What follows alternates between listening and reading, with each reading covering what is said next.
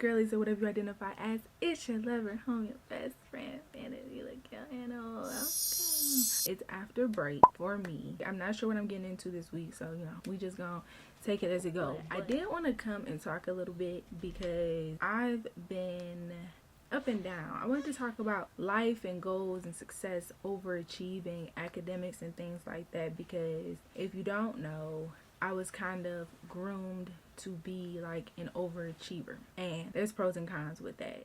What prompted this in me? Because I really do want to talk about this. I feel like I've been kind of thinking about it in a semi-deep way. I'm going to start to where the discomfort kind of came from, or the realization. Since I was groomed to be a bit of an overachiever, I ended up not liking school.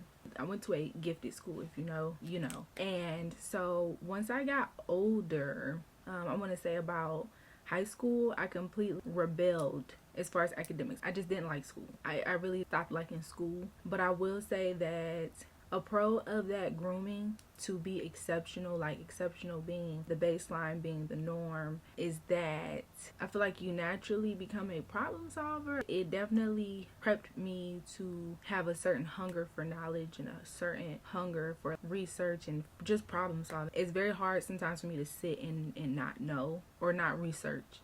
And at least if I come to the conclusion that I don't know, I'm actually okay with not knowing. So I was having a conversation with my friend. We were just talking, and just over time, as we're growing and things like that, she learns more about me. And so we were having a conversation, and I don't know how it came up, but I started talking about playing chess. I don't know what we were talking about, but I was just like, yeah, I know how to play chess, this and that. No big deal. A lot of people know how to play chess. But then she started asking me questions. And she was like, how good are you? And I'm like, I don't know. Like, I don't play much anymore. And there's definitely I don't want to use the word trauma, because I feel like that's a little too deep. And maybe one day I will tell the story. But there is a little bit of like, there's a story around that. But she was like, how good are you? And I was like, I don't know. Like, I don't really play anymore. But I used to play. I played from this time to this time. I played for a long time. And I won nationals one year. And she was like, hold on, because we kept talking like, yo, this is like a normal full out, like fleshed out conversation. We do this often. We get into deep conversations or have these revelations and stuff a lot. So I'm not thinking we're gonna like stick on that. We have times where we do stick on the topic, like, hold on, let's dive a little bit deeper. But I didn't expect that, because again, I was just talking. It was like casual. Nobody knows this. I guess y'all do now. A lot of people don't know about me playing chess in general or national. I think I mentioned it in like a book call where I wanted to read a book that was about chess, but I don't bring it up because it's not that big of a deal to me, because it's like a sport. I think people that are super gifted in like gymnastics and stuff are amazing and stuff, but I'm sure if you've been training for that all your life, it may not be that big of a deal to you. So to me, that's kind of how I view it. It's like, okay, it's just something that I was prepared for. It's not like I woke up one day and was like amazing at chess. It's something I was doing years over years. I was like, yeah, I won nationals. And she was like, excuse me, what do you mean? And she was just like, pretty much like, you don't use that as a flex? And I'm like, no, I don't. I don't know. And then I told her some other things, because she was like, you always dropping these random hidden gifts or talents or whatever on me, or this random information that's not normal. And I'm like, but it is for me. And again, there's a story around the national thing that is a little traumatic, especially just, I don't know. Like I said, maybe one day I'll dive into that. But I feel like after I actually won in that process, I did not see it the same. And it genuinely was something my mom put me in as like, kids don't need to be bored, put her in something. And I wasn't in sports. And then I would say my grandpa, who I'm sure I've talked about, that was a man of serious faith, was really happy for me in terms of being a chess player. And so she brought that up, and then she was just like, you have all these things, you just randomly come out with these things, and these are not small things. And she was kind of praising me for it, or giving me like flowers, or just acknowledging an accomplishment. And I got really uncomfortable, because so much of like academic success and being exceptional and stuff had been a part of my identity for so long that it wasn't just academics. It started to bleed over into just me as a person, and having struggles with like not feeling good enough no matter how much I accomplished. Like, I definitely had a parent that was like, are you a B+ student? Are you an A- student? Like, so it took me a lot of work in recent times to start deconstructing that all of my worth is not attached to external accomplishments and things like that. And it's very hard because being the intellectual person, the intellectual friend, the smart person is very, like, I know this sounds very weird to have a weird thing to have a gripe with, but it really is anxiety ridden, I would say, because I am not good at everything. And the things I'm good at, of course I have certain talents and skills that come naturally to me and gifts like everybody, but a lot of those things I had to work for. It's not like you can't do it too or another person can't do it too. And I was trying to make that clear. It's not that big of a deal, because if you were playing for as long as I was, you probably would be good too, or be great, or whatever. And so yeah, I was uncomfortable. I get uncomfortable though in general when I'm like, I don't like to say praise, but yeah, when I'm acknowledged too much. I don't care if it's physical, it's anything, because I don't like being pedestalized. I don't like when people like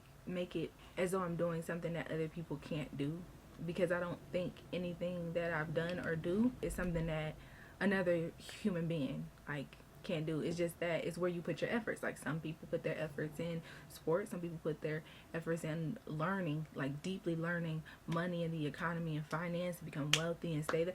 It's not by mistake. And I think when you're raised as a gifted child or told that you're gifted when you're a kid and all your life, you kind of feel like it's just in you, like it's just something that you were born with. And so when you fail or don't do better than everybody or as well as the top people, it's a very, I don't know if it's an esteem or soul shattering thing, but it is a very hard thing to go through, because it's like, I'm me, so this has to work. I feel like I am me, and because I was groomed to be a certain way, and just because I have, again, that hunger for knowledge and certain things, it's a huge pro to have, because I do feel like I can pretty much do anything. Now, what I have to do to get it and what I'm willing or not willing to do to get it, they're different things. So I do have that mindset that nothing is really out of my reach, for real. And if it is because it goes against maybe who I am as a person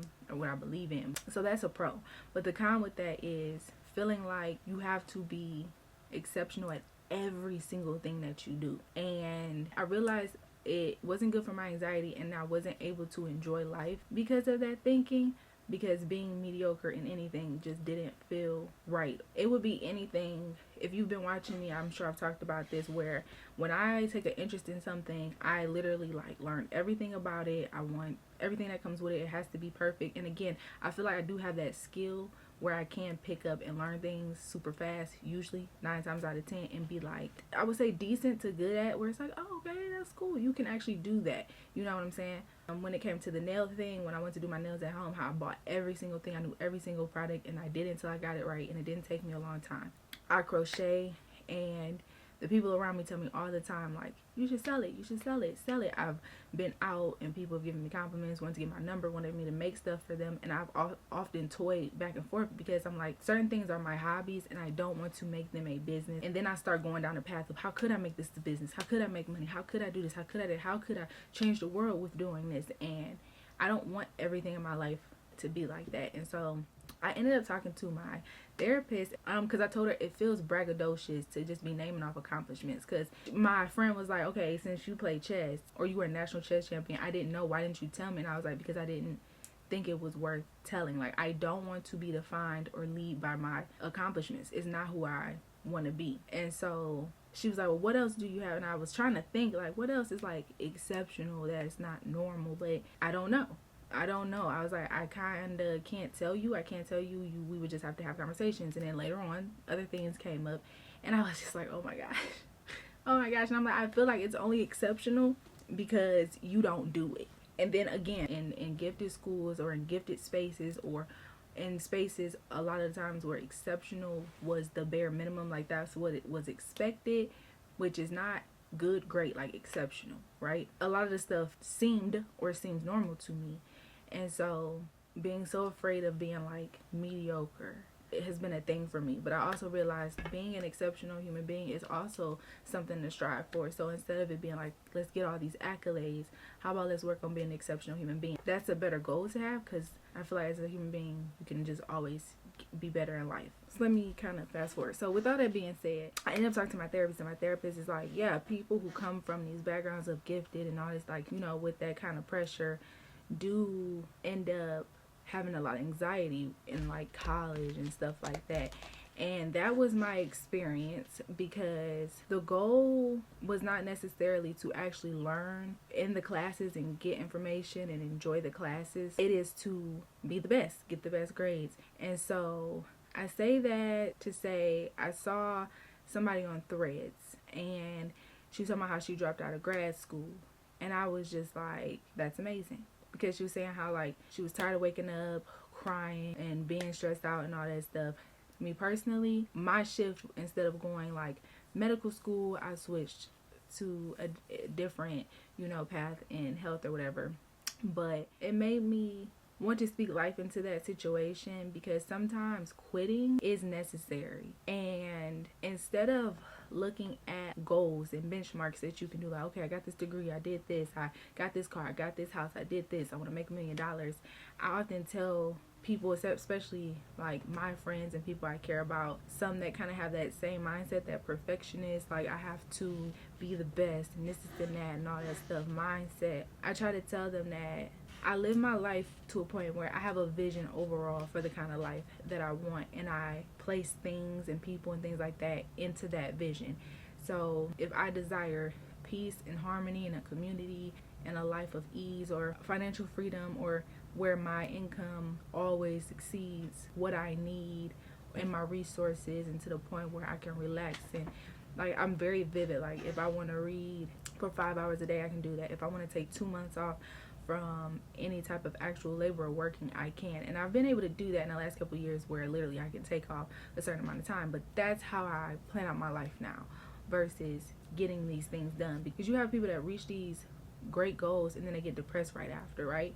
Or they reach them and they can't celebrate because they have to be on to the next thing. And it's because you're so worried about the end point, you're not worried about the journey. And so I'm very journey focused. When it comes to school, I am at minimum, I do every assignment, or try not to miss any assignments. If I do, is because of a extenuating life circumstance, and I actually learn and enjoy the class and the work and things like that. When it comes to my fitness or health journey, the looks of it are gonna come with it, but it's more about how do I feel, how does it affect my mental health and my well-being and all of those things. So yeah, I just thought about that because I feel like I've been thinking about that a lot. I've been thinking about success and what that looks like, and it's very different. Only you can kind of measure what success is. Camera died again, so this means I just need to hurry up. You have that perception of success, but it's all different for people, right? I've had this conversation with many of my friends where it's like sometimes, more so now, I think I'm kind of okay with it now, but it's like sometimes it's difficult when you feel like all of your successes and wins have been more internal. Like, okay, I'm a more patient person, I'm a more kind person, I'm sober, you know, those kind of wins. And of course I can say that to people, but a lot of it is not like these tangible things that I can show. The only way that you kind of know or get to experience is if I say it, and I'm just not that person. I don't gloat, I don't brag, or I try not to, or I feel like a lot of acknowledgement or over acknowledgement of things is that, and I just don't like to do that. And so the only way to really experience it is to really like be around me in my life, and that's cool too. I don't have a problem with that, but I just wanted to kind of have that, and it feels like a little bit of a rant, but it was on me, and again, I've been thinking about it for a long time. And so as somebody that was once a forced overachiever, not just naturally but forced in every area of my life, whether it came to relationships or whatever, the pros are I'm always gonna be like I'm going after what I want. Like there's some pros to it, but the cons are that when you kind of get in that mindset, you have a lot of blind spots and you don't enjoy the journey, and you don't learn, and you feel like things should be a certain way, and you feel like you have to be in control of everything, and that trickles down to everything in your life. So even with parenting, I had to be able to learn, like, no, you don't know everything, you're doing this for the first time, you have to be open, things like that, taking wisdom from my past experiences, realizing that, hey, you might be super intellectual or book smart, even common sense, like streetwise to some extent, but you're not great in other areas. Like I am had a big thing where I love the psychology or learning about relationships, and at a point in my life having to realize, like, but you're not good at them. And that was such a hard thing. It's like, I know about them and it makes sense. It's like when you can read things but you don't have that same self-awareness about yourself, or you do have the self-awareness but you can't really apply it in a way where it's showing through your life. Yeah, so if you can like relate as a gifted child, gifted person, overachiever, forced to be exceptional by like accolades and accomplishments and things like that, versus you being successful and exceptional because of the person that you are and what you give out, even if it's not, oh, I'm a doctor, oh, I'm a billionaire. You get what I'm saying? Then talk to me in the comments. But it's a journey. I think it's an ever growing kind of thing because I have so many interests, which reading has really like helped me with that, because I get to kind of dibble and dabble into other lives and stuff, but not have to go out and live them, which is safe and healthy. Reading has been like life-changing, life-altering for me, as well as therapy. And so I'm gonna say here, because I don't know if I've released it by now, but I've done videos where I wanted to like go over my therapy sessions, and I kind of scrapped that because I don't know if I have the mental like fortitude for that. I kind of want to do a video on how reading really did like change my life, and reading fiction, because again, coming from that exceptional like that mindset thing, it was so hard for me to read fiction and not feel guilty.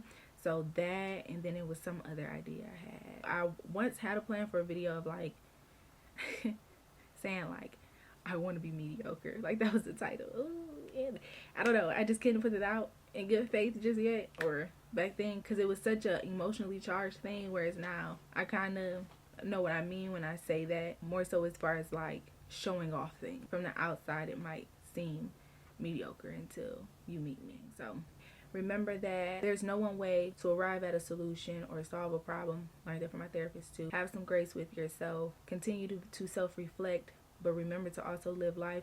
Isolate, self-reflect, have some self-awareness, but also live life.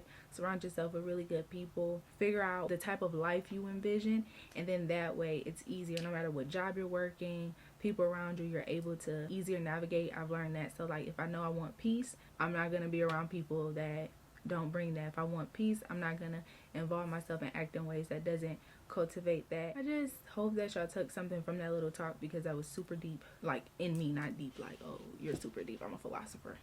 Okay, not like that, but super deep, like it was really in me and on me, and I've been wanting to get it off and talk about it, but not in a way where I'm like sitting and philosophizing with my friends, because philosophizing gets exhausting sometimes. So I'll see y'all